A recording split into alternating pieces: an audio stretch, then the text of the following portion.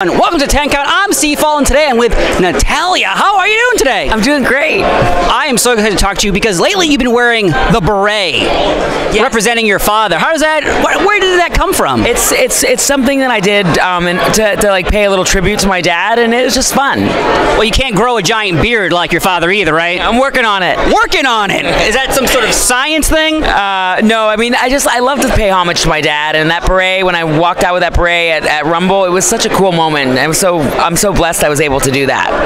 I absolutely love it. I know recently you did an interview where you said kind of the Hart family is done with the Montreal backlash and all that crap. Are you finally done and we can push that away and stop talking about it? I don't think anybody's ever going to stop talking about the Montreal screw job. It was just such a crazy time in the world, and had we not seen that Montreal screw job, we may never have seen the really strong stuff that came out of the Attitude Era, like Bret Hart, like Steve Austin having his rivalry with Vince McMahon, because the screw job really catapulted Vince McMahon as the ultimate bad boy in WWE, and it like launched a lot of incredible epic storylines that we're still talking about today. That's true. Good point. All right, moving on. Though WrestleMania, huge matchup coming up, the showcase of all the women, but do you think we'll ever see another Evolution pay-per-view? Yes, I absolutely think there's another Evolution pay-per-view. I think that there's too many talented women in WWE to not have that happen.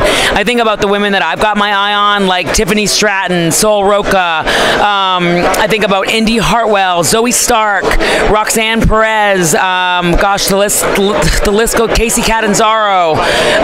There's just so many women in NXT and on the main roster, women that don't always get their flowers, like Dana Brooke, like Piper Niven, like I'm just trying to think of the Aaliyah, Xia Li. There's so many women that deserve a chance to shine, and something like Evolution would be huge for them. And because it's not always about, the top girls, it's about the women that sometimes they don't get their flowers. And Dana Brooke, I look at her and I'm like, she's somebody that she's always stayed positive, she works her ass off, and she never gives up. And she really is truly like somebody that's waiting for a chance. An all-women's pay-per-view would be a perfect place to highlight Dana Brooke. I agree, because I interviewed her before and we talked about the 24/7 championship being turned into maybe a women's intercontinental title. Do you think that's necessary? Yes, I think that we need more championships. We need more representation. I don't want next year for the Hall of Fame, I want 2 women getting inducted. I want to see more, we have like all these men get inducted. I just think it would be so cool to have 2 women get inducted. There's so many women that deserve to be in that Hall of Fame, like Miss Elizabeth, like Michelle McCool, like Layla, like Victoria, like Mickie James. The list goes on, but I'm super excited for Stacy Keibler, but what was actually even cooler this year was seeing Rey Mysterio get inducted. Just because you're an active wrestler doesn't mean that you don't belong in that Hall of Fame. There's nobody that's earned their spot more in that Hall of Fame than Rey Mysterio. That's true. Jim Ross and Jerry Lawler were inducted while they were still active, so it's not like it's unheard of. It's not unheard of, but it's just very cool when you see it.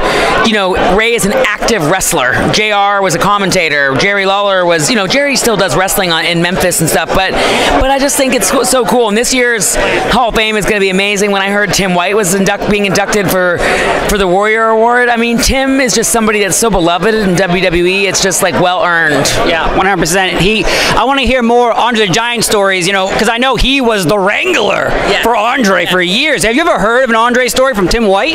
Yeah, Tim actually was very close to our family, and we've heard many. Tim is in a class of his own. Yeah. I interviewed Jake the Snake Roberts, and he said Andre the Giant farted on him for 45 seconds. So I wonder if Tim White actually had to deal with that too. I haven't heard about Andre farting, but I do know a thing or two about farting myself on television. That's true, and I always thought that was the strangest, weirdest thing. You have a Hart family member, a female one, and she's gonna have a farting gimmick. What was that about? It was such a crazy proposition for me as a storyline, but here's my thing. The way that I've always rolled is, no matter what I'm given in WWE, I'm always going to make it great, whether it's at the top of the card, whether it's in a funny character setting like that farting character that I did, whether it's in a tag team, whether I'm losing in 3 seconds to Aaliyah, whether I'm in a battle royal, whether I'm in Money in the Bank, whether I'm winning the women's championship against one of the greatest women wrestlers ever, Naomi Naomi. I'm always going to rise to the occasion, and I'm always going to stay ready because you never know what's going to happen. Now, you brought up Naomi. I know we still miss her. We miss Sasha Banks as well, but Naomi is someone I think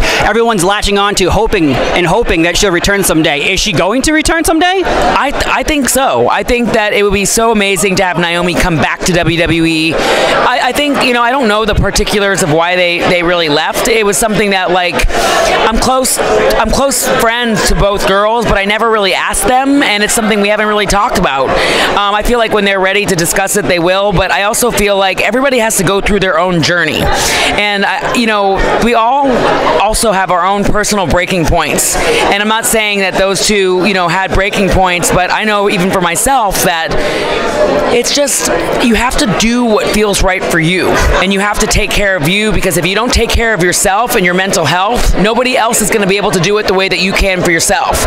And I think I've found a lot of strength in being able to, like, this is the first year of my career where for the first time in my career, I've been able to set boundaries, because I used to be able to, I used to want to do everything. Yeah. I used to say yes to everything. You want me to fart? I'll fart. You want me to do this? I'll do this. You want me to, and I always will be a professional, but I also have boundaries where, for example, today, I have an appearance right after this at the Children's Hospital. I have to leave here at 12:30, but this appearance ends here at like 12:30. Yeah. So I said to the reps, I said, is it possible to have 30 minutes just to be able to go to my room, get a meal, and then, normally I would have just plowed through and put myself last.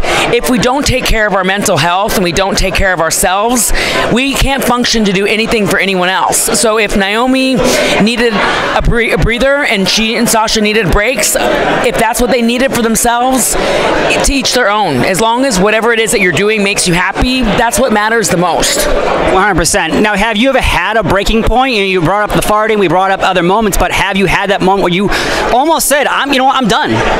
I'm Natty Neidhart, I'm unbreakable.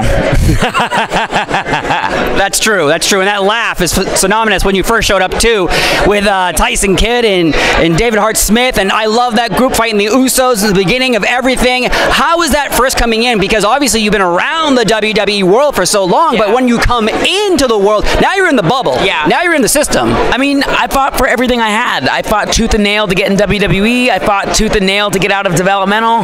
I fought tooth and nail to make a difference on SmackDown. I fought tooth and nail for us to become the Hart Dynasty. I fought tooth and nail to be a part of 13 WrestleManias and 11 matches, new world record. I never take this for granted, including this WrestleMania, the biggest WrestleMania in WWE history. I earned my spot here by staying ready year-round, by busting my ass, by giving back to anybody that I get into the ring with, by literally shedding blood, sweat, and tears to be a part of this and earn my spot, and to be able to help somebody like Shotzi, who this is her very first WrestleMania. I think back to my first WrestleMania, my husband's, my uncle's. It is such a special time of year, and even though I've been a part of many, it doesn't change the fact that it's special as hell to be able to do this.